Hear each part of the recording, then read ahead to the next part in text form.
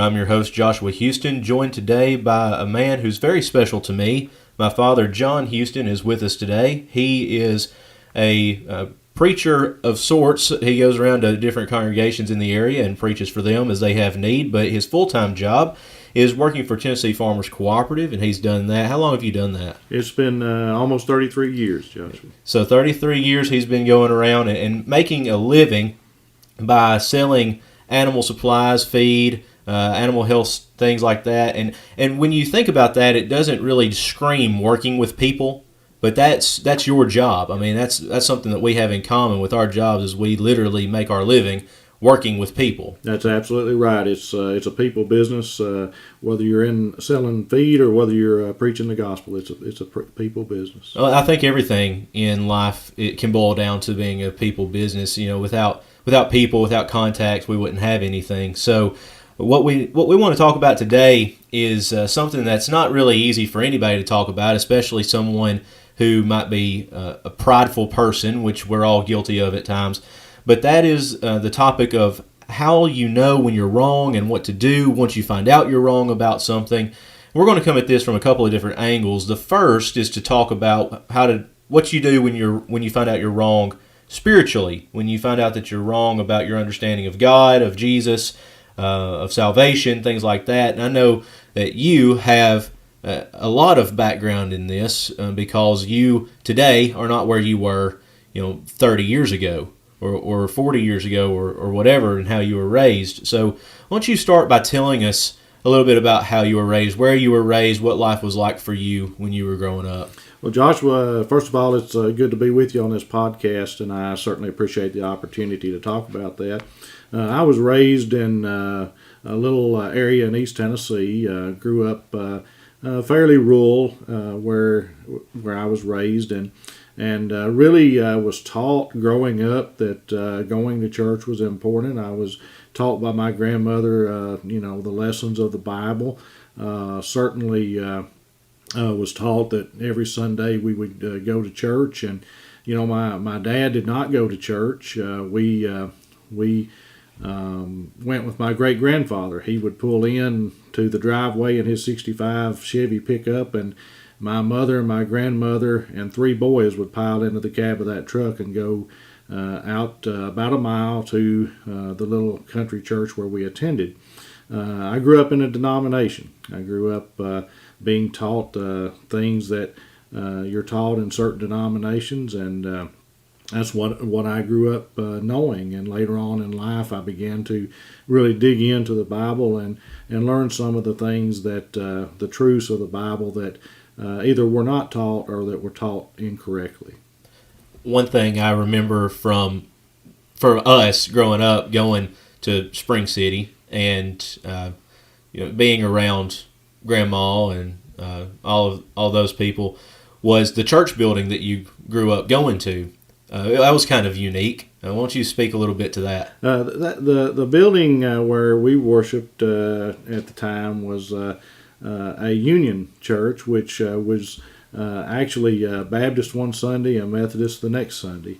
And certainly everyone went every Sunday, as I recall, but there was a Baptist preacher there one Sunday, the next Sunday the Methodist preacher would be there. When you were growing up, did you have any knowledge of the Lord's Church? Let's say, just for now, just use the title, the Church of Christ. Did you have any knowledge of that? And if you did, what'd you think of it? Growing up, I had never heard of the Church of Christ, although there was a building in our town that had the Church of Christ on its sign. I had never paid any attention to that sign. I'd never paid any attention to that. I had never heard of the Church of Christ or anything about that until many years later, after being married, and we can get into that later, of moving to Spring Hill, Tennessee, and some of the things that evolved. But really, I had all of my ties in the local church and was very active there. So you grew up in Spring City. You went to church. You were taught going to church was important. You knew the stories of the Bible. You believed and all that. Did that stay with you? Did that keep with you when you left home and went to college? Well, I guess in a way it did, but obviously when I left home and went to college, I did things that I'm not proud of. I certainly was involved in things that I shouldn't have been. But however, I did always believe that there was a God, that Jesus Christ was the Son of God. Certainly always believed those things, and certainly was always involved. Even in college, we would go to a denominational church as well, but there again, not understanding really what being a Christian was all about.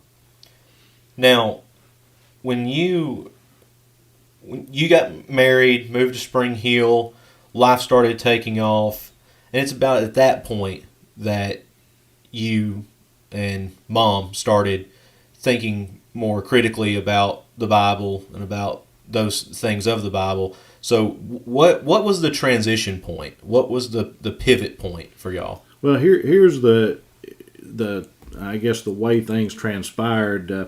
Your mother and I obviously were married. We were living in Jonesboro, Tennessee, and your mother had gotten her master's degree, and all of a sudden she ends up with a job in Spring Hill, Tennessee. Very uniquely, the principal there was an elder in the Lord's church, and so we moved to Spring Hill. She began to look into the Bible and the things that her principal and other people were saying. Also, your uncle was a member of the church and continued to talk with us as well. And then for some reason we bought a house in Spring Hill. And when we bought our first home in Spring Hill, we ended up buying a house. And our next door neighbor at the time was a deacon at the Spring Hill Church of Christ. The gentleman across the road was a deacon at the Spring Hill Church of Christ. Her principal, which was an elder, was at the end of the road, and another elder was two houses up.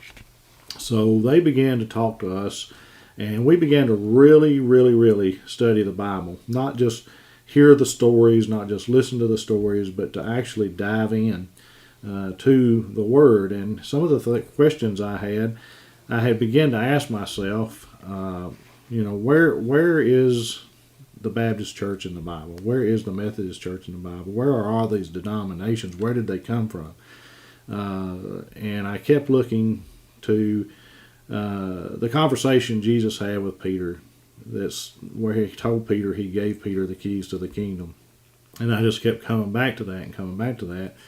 And then all of a sudden I saw, recorded in Acts chapter 2, on that day of Pentecost when Peter was preaching, everyone understood what Peter was saying, and he unlocked the kingdom at that time. And so from there, your mother and I were both baptized into Christ.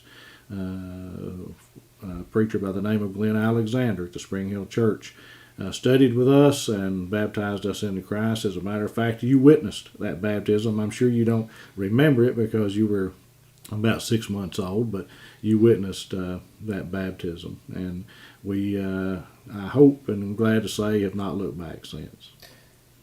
Now, when it comes to this transition that we're talking about, this pivot point, I think this is the difficult part for most people as they are coming to a faith and as they're trying to study for themselves, regardless of whether they're coming out of a denomination or whether they just have never heard of Jesus before. There's a point in which things shift, in which things change.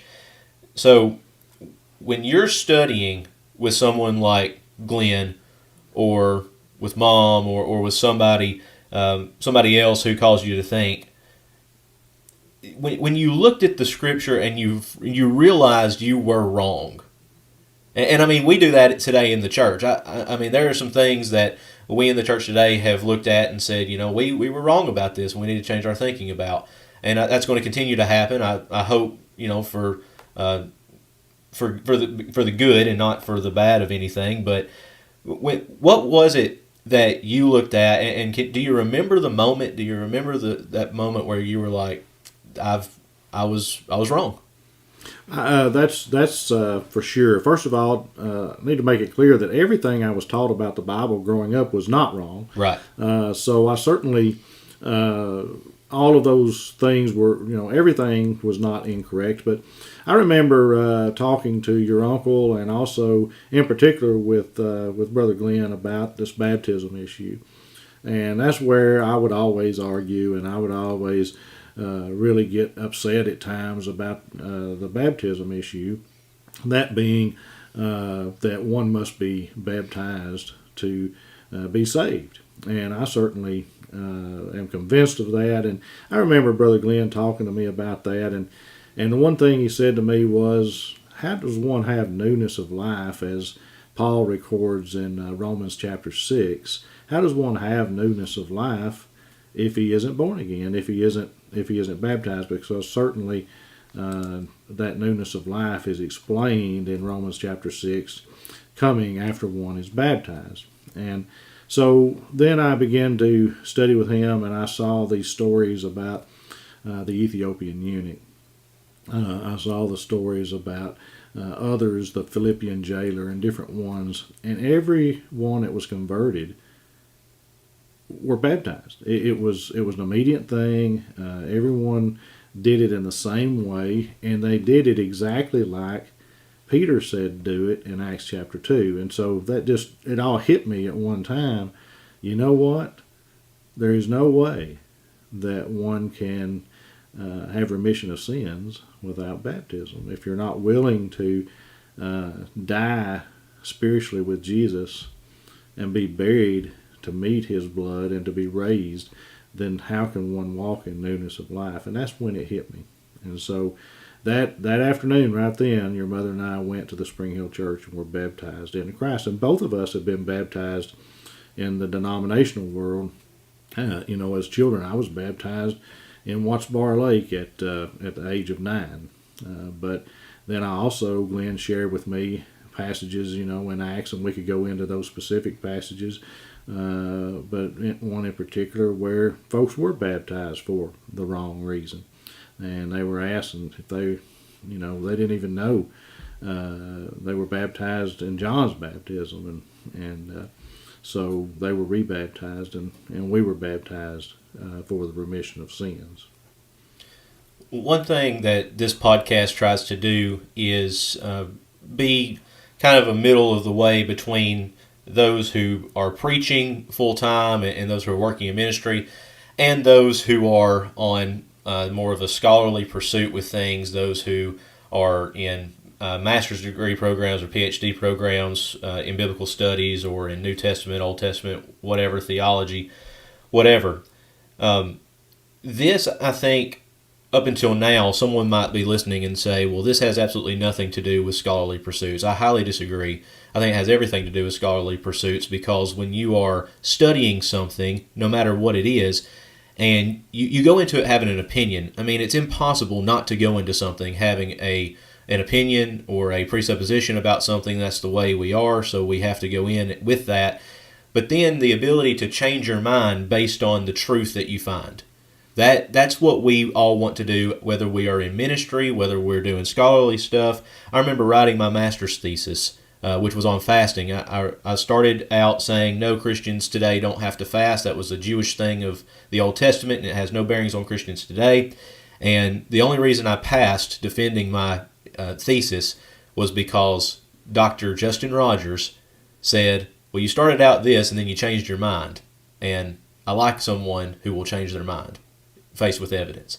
So that being said, just another way to kind of bring us back to where we've been, and I guess we'll end with this, and that is to ask the question, what can we learn? What lessons can we learn from being wrong? So I think people today fear being wrong because so much rests on us being right. If we're, and it's even more so for us because both of us are in ministry. We preach, and the Bible says that those who preach and those who teach will be held to a higher standard. So, we want to make sure we get what we have right, but on a more practical level, finding out you're wrong, understanding that you're wrong, and learning your lessons from that. What are some lessons that we can learn when we find out that we're wrong? Well, the biggest challenge with finding out you're wrong is admitting that and changing the way you do things. And once you do that, I think things are always better. But you may know you're wrong in your mind, but until you act upon that and you make those changes, and the real issue here, whether you're studying to get a master's degree or a PhD, or you're studying on your own, whatever the case may be, the real issue here is that everything we do in ministry has eternal consequences, either for us or for someone we're ministering to. And so, if we're wrong about something, then we need to put those actions into place, make those changes in our lives, and move forward. One of the things that was hard for me, I probably realized I was wrong about what I was taught about salvation a long time before I made the decision.